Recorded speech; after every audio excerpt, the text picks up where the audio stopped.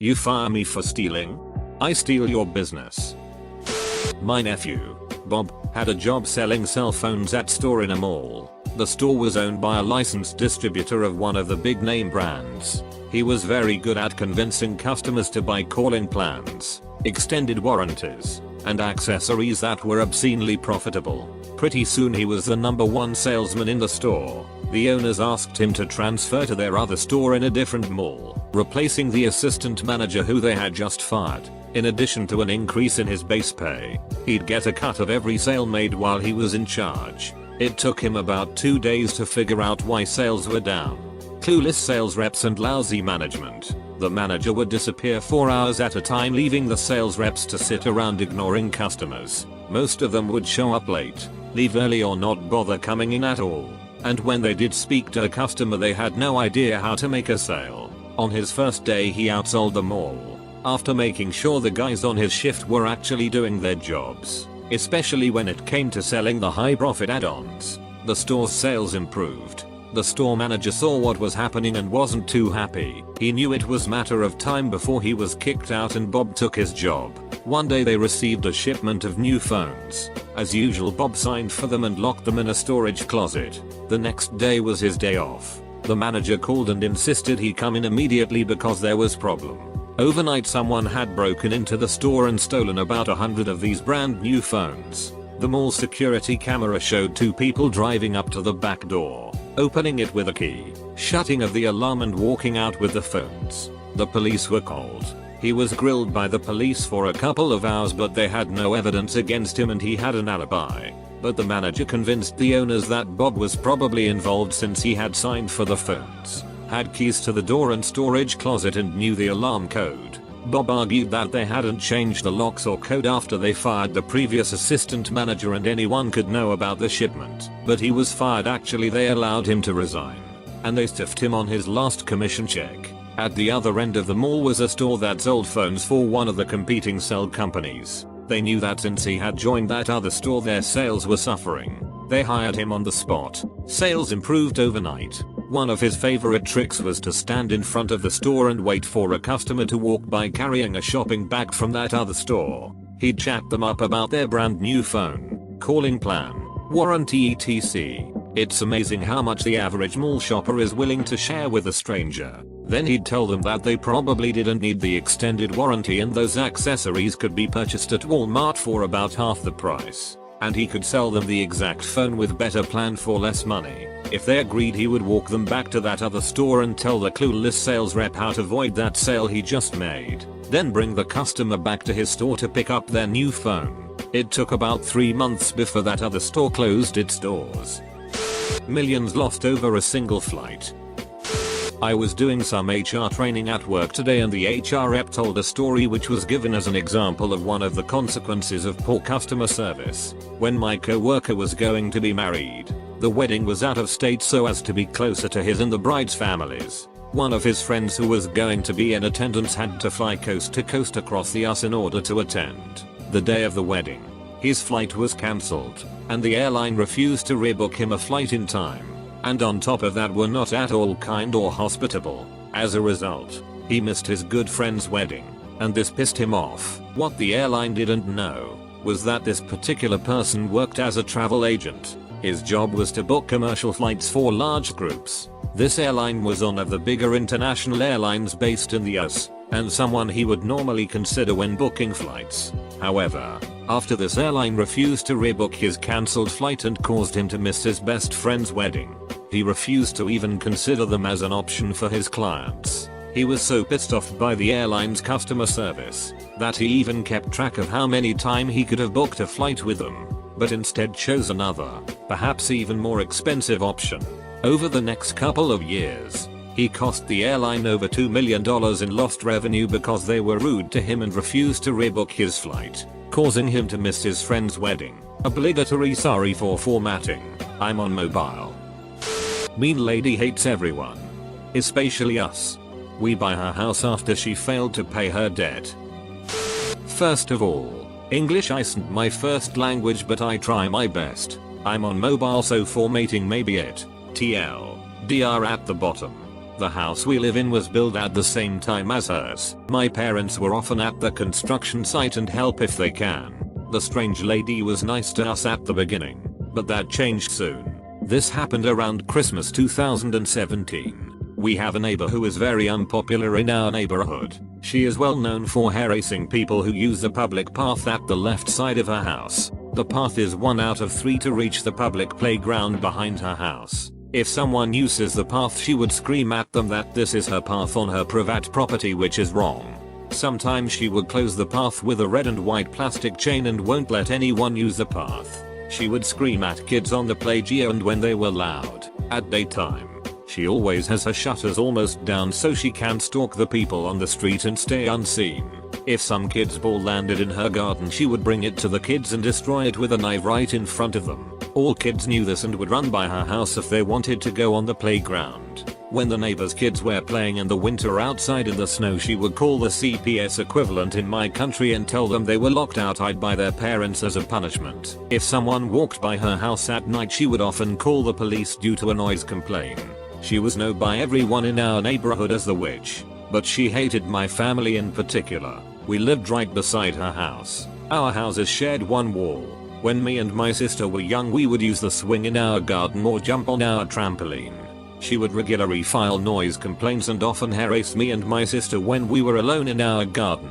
If my parents heard her screaming swear words at us from the first floor of her house, they would yell back. If me or my sister walked on the path by her house, she would scream at us. We used the path daily on our way to school. One time when I came home from school, she was in her car with the trunk on the sidewalk. When I walked by the back of her car, she howled the engine and the dark exhaust hit me. Almost every night she would hit the shed wall with something to wake us up.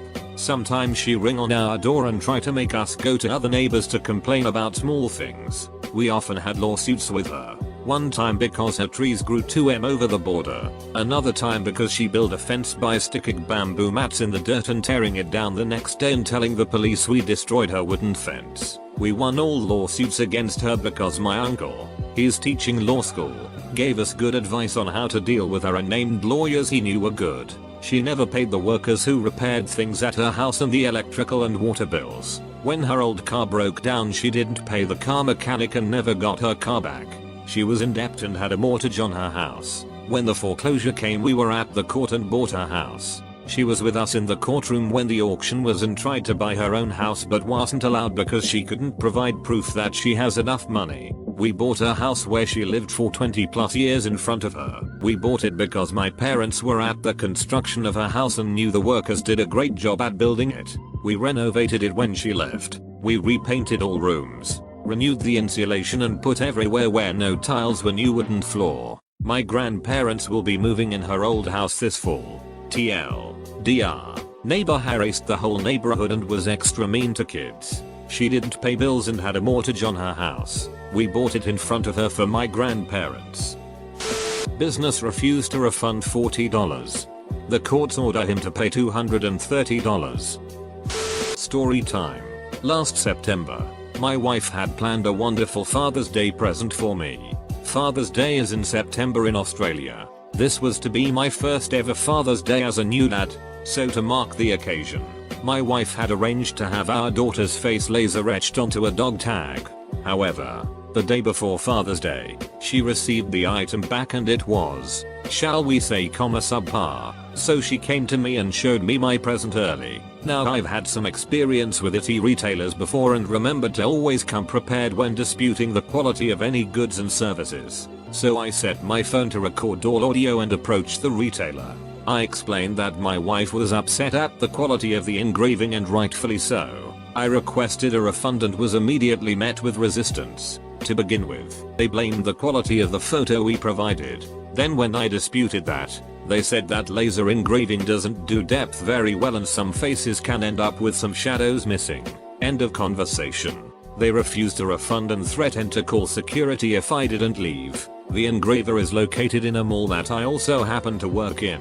My wife and I left. We straight away left a less than glowing review on their Google page. This was met with accusations of us being unreasonable and threatening violence. Ours was not the only review to which they had this response. They informed us that the matter had been passed on to the local police and that a restraining order had been applied for. We immediately called all local police stations and were delighted to hear that they had never heard of the company in question. After some thought, and me being the stubborn bastard that I am, I decided to forward the matter onto the local small claims tribunal. A month or so passed and our day in the tribunal had arrived. We honestly weren't expecting the engraver to show up, but lo and behold, there he was, at a civil claims court, in camo pants and a hoodie. We met in a room with a mediator, who told us that it may not be worth chasing a $40 refund from someone who is insured ahead. She warned that it may end up costing more than the service to begin with. But, as mentioned before, I am a stubborn bastard. We pushed forward, opting to go to hearing. This is when we heard some marvelous news from the engraver. Oh, I'm not prepared to go to hearing today. I haven't got any of my evidence. Ding ding ding. We went to a hearing that day. The registrar ruled in our favor and issued a notice of payment. The business was to pay $40 within 2 weeks. 2 weeks later, no payment. No surprise. During this time, I had been communicating via email with the holder of the engraver's lease, who, in response to my complaint among many others, had decided to terminate the lease, effectively kicking the engraver out of the mall. My man. While the engraver was organizing a new venue for his business, I had filed a motion for a writ for levy of property, meaning the local sheriff was able to enter his premises and relieve him of merchandise to the value of the refund plus court fees, now totaling $139. I informed the engraver, asking him if he would like to settle like a reasonable person or have the sheriff pay him a visit. He was not a reasonable person. Once the writ had been issued, the fee then increased to $225. All I had to do was wait, and wait I did, until the 13th of March this year, when the sheriff finally attended his new business premises. He was offered an ultimatum: pay the fee, or have merchandise repossessed. Ladies and gentlemen, we got him. The man paid. He was stubborn for 6+ months over a $40 refund, only to be down $225 plus $5 interest. But that's not how he law W or K's. Edit. TL. DR. Got refused $40 refund over poor laser engraving. Ended up receiving $230 after court process. Well, you were warned not to park there. This story happened about 15 years ago, give or take. At the time, I worked for a small industrial railroad in my city that served about 20 different industries along the docks. To get to the docks, from the yard where I would pick up the inbound deliveries to the industries, cars, we had a mile of street trackage that ran right down the middle of a small street. Numerous bars lined the street on one side, with the river on the other side. Because of city regulations, we were only allowed to operate along that span of track between specific hours, typically 11 at night, to about 5 in the morning. However, since the bars were open at that time, it also meant that we had to trundle along at a crawl, usually walking pace, or just about that, and keep the locomotive on the front end of the movement. Every night I went down that street, there would typically be 2 or 3 people who had parked too close to the tracks, prompting me to have to get people to move their cars. It wasn't a major problem, just an annoyance, except for one guy. It seemed that every single night, I would have to stop about halfway down because this guy would always park his truck at an angle in the street, as opposed to parallel parking. There were some angle parking spaces, but they were further down where there wasn't rails in the road. Every single night, I'd have to head into the bar this guy owned and bug the guy to get him to move the truck. Most of the time, it'd take him a good 30 minutes to an hour to drag himself out and move the thing. This meant, of course, I was losing time that I needed to get my job done. After months of this, I finally decided that I had enough. So, I decided to have the guy towed. Yeah, that didn't work out as well as I hoped. Turned out that the guy also had some job with the city, or the mayor's office, or some friend in either, so no one would dare come out and tow his truck. I think I waited there a good hour before he eventually came out and moved it, even having the gall to flip me the bird as he left. At that point, I decided that not only was I totally done with the guy, but if the chance arose, I was going to teach him a lesson he wouldn't soon forget. Nothing physical per se, just a hard-learned lesson. Couple days later, I found myself heading down the track with half a dozen heavy cars with machinery bound for the docks. As I rounded the curve and neared the place where that guy always parked, I gently applied the independent brakes on the locomotive. This would slow the heavy train, but wasn't enough to stop it outright. At least, not quickly. I waited until the very last minute, laying on the horn and applying the full brakes, bringing everything to a screeching halt in the middle of the street. As I felt the brakes begin to hold, there was this loud thunk and screeching and tearing of metal as the train simply punted the truck out of the way, tearing the bed clean off it in the process. This did not go unnoticed, as a crowd had started to gather out front of the bar when they heard the train coming. I stayed in the cab, calling back to dispatch and informed them that I'd struck a parked car, and they needed to get the police and a tow truck out to my location. All the while, I could hear this guy screaming, heard him over the sound of the locomotive no less, at the top of his lungs about how he was going to have me thrown in jail, sue the company, and all manner of things. Locking the doors, I opted to just wait in the cab for the boys in blue to arrive. Eventually, they pop around and start taking statements. I explained the problem, noting that I couldn't, well, I could have, but it wouldn't have been a good idea, simply slam on the brakes due to the cargo I was carrying, and that the only reason I hit the truck was because it was improperly parked. I added that the gentleman had been warned in the past that something like this could happen, and had ignored the warnings. The man, for his part, was simply livid, hopping around, yelling at me, yelling at the cops, and just beside himself. In the end, he was ticketed for his bad parking, obstructing the passage of a train, and his truck was totaled, and he ended up on the hook for paying for it. Truck was brand new, and not yet paid off, or so I was told. It took about 2 hours to clean up the mess, and I was, per company rules, suspended for a week during the company investigation. But honestly, it was worth it. Didn't have any problems with him from that point forward either. Disowning their daughter, regretting forever. This basically happened like 3 weeks ago. I moved out from my mother's house, since I was going off to university to study math and physics. My brother had a girlfriend, who I really liked and respected. I soon accepted her as part of my family. She used to spend lots of time at our place, because her parents were a nightmare. They were pretty poor, which doesn't have anything to do with them being horrible parents. Just for context, but they also were stingy AF. Here in Germany, you'll get money for your child to buy them food, provide shelter, warmth and clothes. Her parents didn't spend her child money on anything for her. She had to sleep in a dark, cold room, buy her own clothes and got no pocket money. The only money she got was from her job, being a postgirl. That job only amounted to 48 euros total in a month, and her bus ticket would already cost her 58 euros. So she had to ask her mother to lend her something, which she would have to pay back to her. Her parents didn't want her to move out or go study, since she was way too intelligent for them to ever control. Unlike her simple brother, when she said she wanted to move together with my brother into the city, where she had gotten an apprenticeship, her mom nearly exploded. She actually had hoped she wouldn't get the job, so she could realize how stupid she was for wanting a good future for herself. You can imagine how much her parents hated my brother. Fast forward, I come back home to stay a few weeks at home, visiting friends and relatives. She is as usual at our house, but my mother then told me she was living here permanently, being registered exactly at my home address. I'm a little stunned, as I had only some days before that suggested the very thing to her, and she said she didn't want to break ties with her family. But things changed when her mom tried to cut up her prom dress she had been given by mother as a present. She was furious about what her mother wanted to do. She just explained that she never got such a nice dress, so why would her daughter?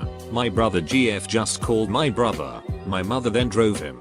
Since his car is getting fixed to her, they just packed up the most stuff they could carry, not including a lot of stuff my brother's GF had gotten as a present, since she didn't pay for it, so it wasn't hers. So her bike, her clothes given to her by her aunt, and some of the presents she had gotten from my brother had to be left behind, since she was threatening with the cops. The last words were, "You can always come back to us when he has beaten you black and blue. We love you." My brother can be a ducking asshole, but he never got violent towards anyone. Since this day she is living with us. Now here come our juice. We have gotten her parents to pay her the child money they are now owning her. We also requested for a money support for her, since she got no income. She is only 18. So she will get a lot of money, plus her child money, plus the apprenticeship earnings, plus a little extra from our family, since she isn't living with her family anymore. They were getting $1 with as a financial support given to you per person and square meters of your living space. The $1 also got a lot less, mind you. Her parents were gifting themselves smartwatches and laptops to Christmas. My brother's GF had gotten a shampoo bottle with a discount label on it. So, after a few days they realized they were in a lot of financial doo-doo and had to pay her back 4 months of child support, which they couldn't. They pleaded for the amount to be halved, which my brother's GF could have agreed to. But she just took a pen and said duck that, crossed out their plea and put it back into the envelope. She now doesn't have anything to do with her family anymore, who tried through multiple means to get to her. I really admire her for staying that cool all these years. She rocks. Thanks for formatting, Lesbrid.